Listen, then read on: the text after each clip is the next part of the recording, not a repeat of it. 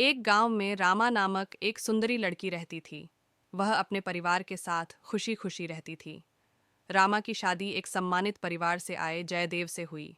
जयदेव की माँ किशन देवी गांव की प्रमुख महिला थीं।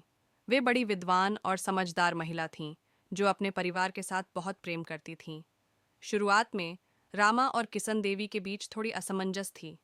रामा को घर के काम करने में अच्छा अनुभव नहीं था और किशन देवी अक्सर उससे अपनी अपेक्षाएं पूरी करने को कहती थीं।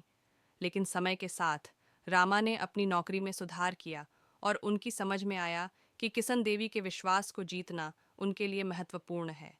जयदेव और रामा के बीच बड़ी जमानत थी। उन्होंने एक दूसरे के साथ समझबूझ के साथ रहने का नियम बनाया था।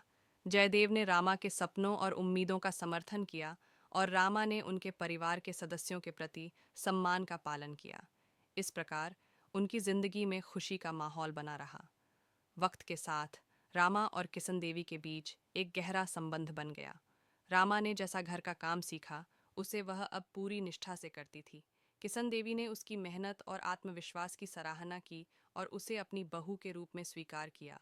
उनके बीच में स्नेह और समझौता था, जो उनके घर को और भी खुशहाल बनाता गया।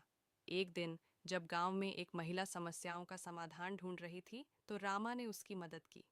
वह अपनी समस्या सुनाई और रामा ने उसे उचित दिशा दी। इससे उस महिला को बड़ा समाधान मिला और गांव ने उसकी मदद से फायदा उठाया। इसके बाद किशन देवी ने रामा की योग्यता और उसकी निस्वार्थ सेवा की सराहना की, जिससे रामा को बहुत गर्व हुआ।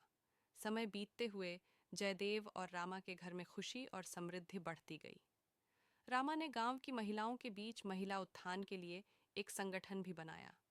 उसकी योगदान से गांव में महिलाओं की स्थिति में सुधार आया और उन्हें समाज में अधिक सम्मान प्राप्त हुआ।